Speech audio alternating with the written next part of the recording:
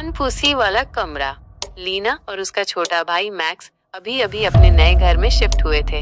ये बड़ा, पुराना और थोड़ा खटखट वाला था, लेकिन उन्हें घूमना फिरना बहुत पसंद था।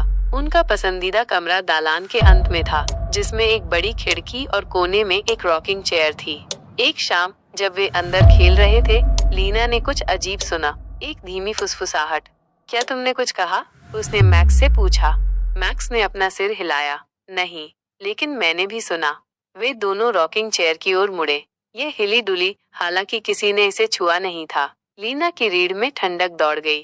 फिर फुसफुसाहट फिर से आई। इस बार उन्होंने इसे समझ लिया। मैं तुम्हें देख रहा हूँ।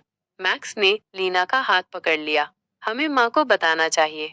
लेकिन इससे पहले कि वे भाग पाते, खिड़की धीरे धीरे चरमरा कर खुली, हालांकि बाहर हवा नहीं थी। फुसफुसाहट एक धीमी हंसी में बदल गई। रॉकिंग चेयर फिर से चरमराई, अपने आप आगे पीछे हिलने लगी। कौन है वहाँ? लीना ने पूछा। उसकी आवाज कांप रही थी। सन्नाटा। फिर खरोंच खरोंच खरोंच। आवाज दीवारों के अंदर से आ रही थी। मैक्स ने फुसफुसाया। लीना चलो।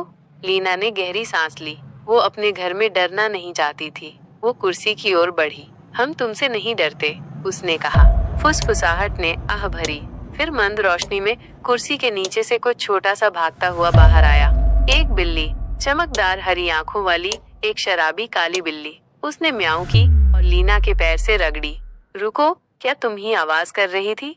लीना ने घबराकर हंसते हुए पूछा। लेकिन फिर फुसफुसाहट फिर से आई, हवा की तरह नरम, इस बार उसके कान के ठीक बगल में। मैं नहीं।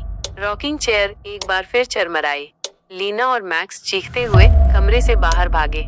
उस रात वे लाइट जलाकर सोए और अगली सुबह जब उन्होंने कमरे में झांका, रॉकिंग चेयर अभी भी हिल रही थी।